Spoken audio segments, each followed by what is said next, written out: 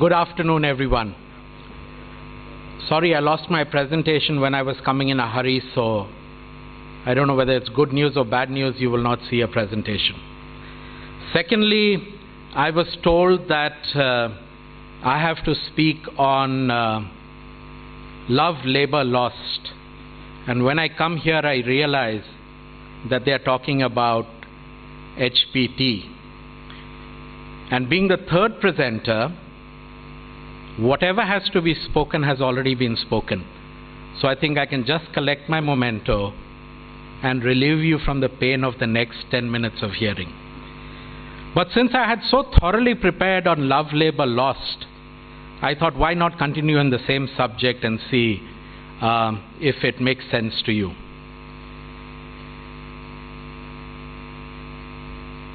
The previous panel talked about HPC, and we will talk about HPT, right? Computing and Teams. H and P, you know what it stands for. I always wonder, why do we talk about teams? You grow up, parents have a preference to a child. If you have 2 or 3 children in your family, you encourage the other and say, see, your elder one is doing that, why can't you be like that? You go into school, you get grades, you get ranks, and all throughout our system, whether it is KCET,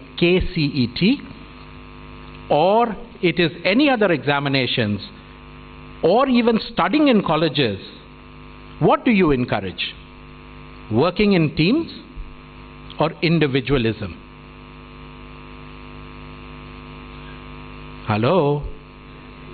And then you get your first job, you go and they tell you, whatever you have learned for the last 25 years, forget it. Now we are all together. We are going to work in a team.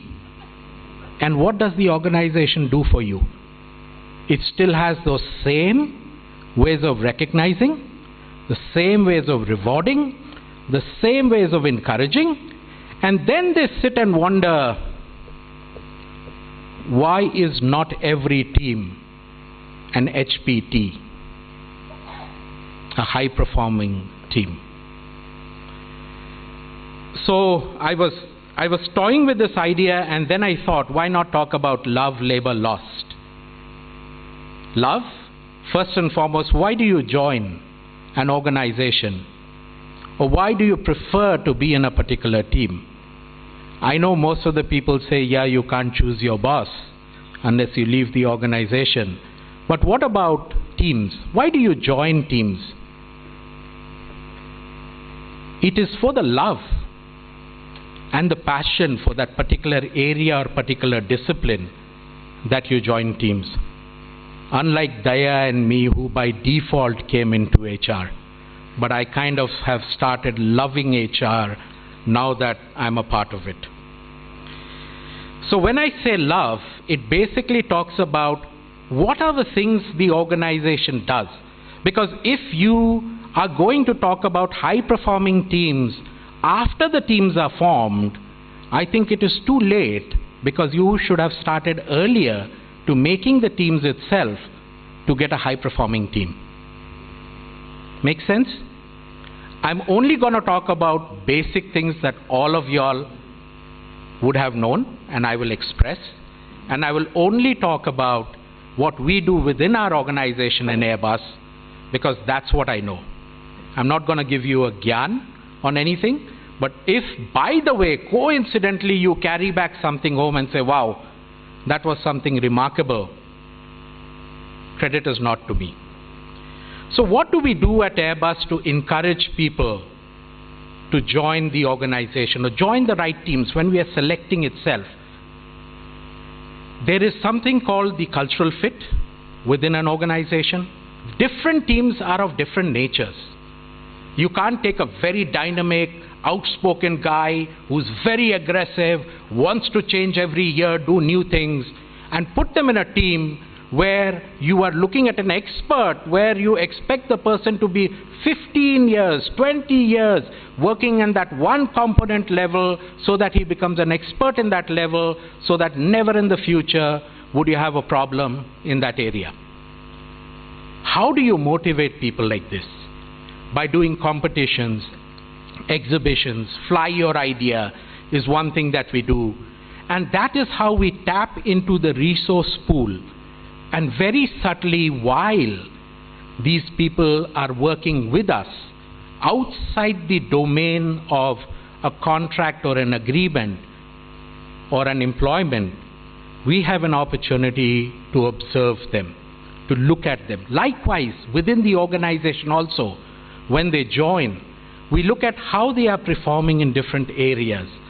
Is their mentality, is their traits, is their abilities, is their performance suitable for that particular team or not? We have various biz labs which we introduce so that we can acquire or work on technology that we don't have. One thing you should remember is, if you think you have everything that is required to be the best in the world, you may regret it later, because the best is always changing. That is the fear that I always have about benchmarks. It is good to have a benchmark, but it is not original. You are looking at things that people have already done in the past. So that is all the love and the passion and all the love in my love labor lost. Now, what is labor?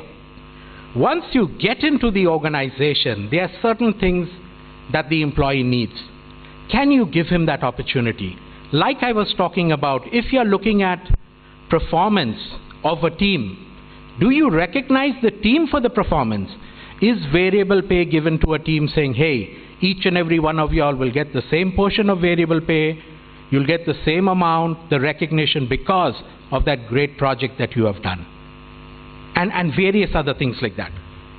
We are not there, but we are looking at possibilities and concepts whereby we can look at dividing the money that we give people, leaving it up to the managers depending on projects, depending upon a lot of variables, but at the same time ensuring that there is a right mechanism to reward the teams and not individuals.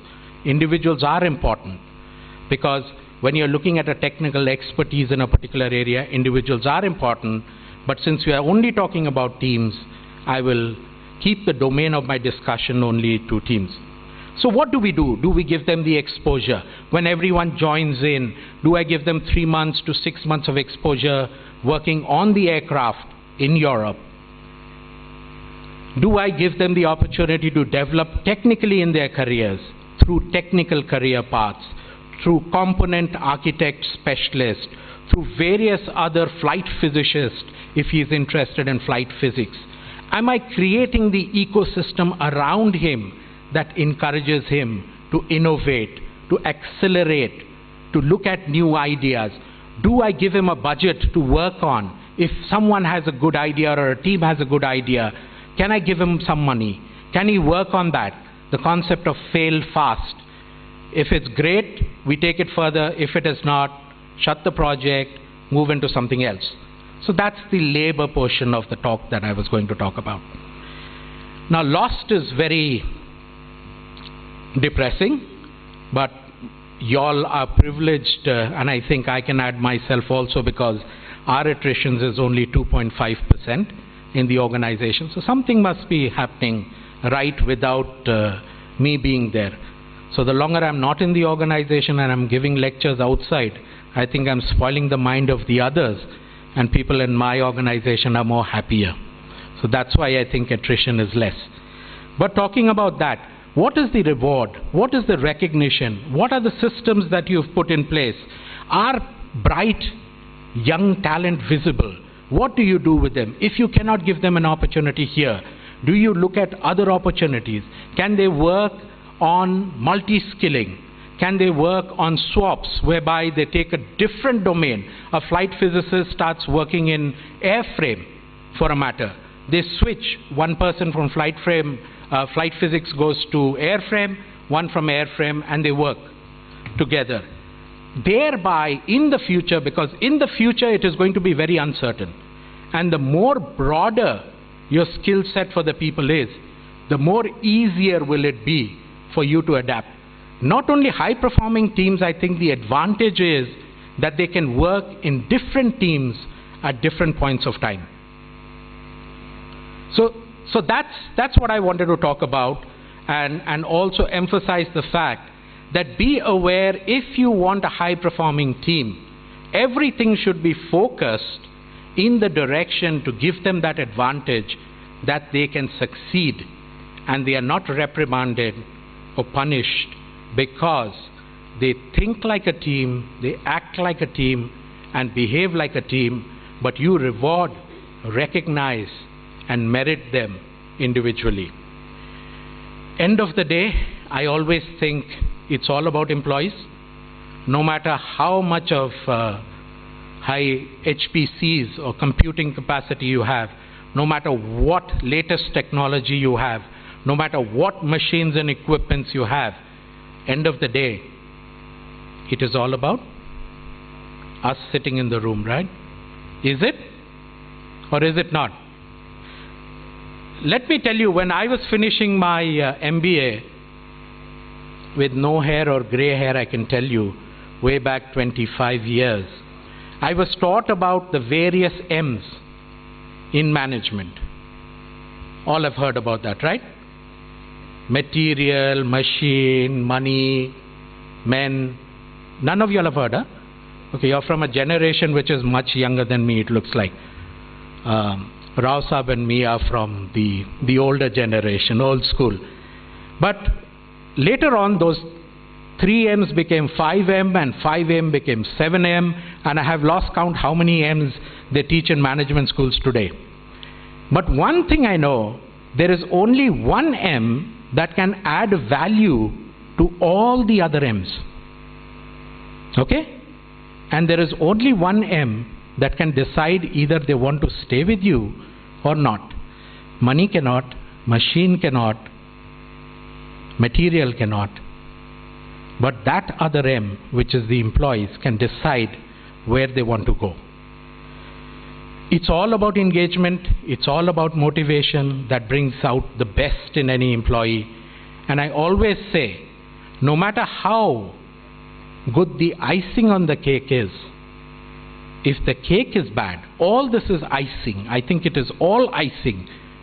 If the cake is bad, no matter how good the icing will be, one bite and you will realize that is not worth eating. And that's all that I had to share with you all. Thank you very much. Thank you, Suraj. So now I invite the questions. Questioners, please identify yourself. In case you have against any particular member of the dais, please mention it. Now it's open. Sir, I am Subbarao from TCS. My question to the panel is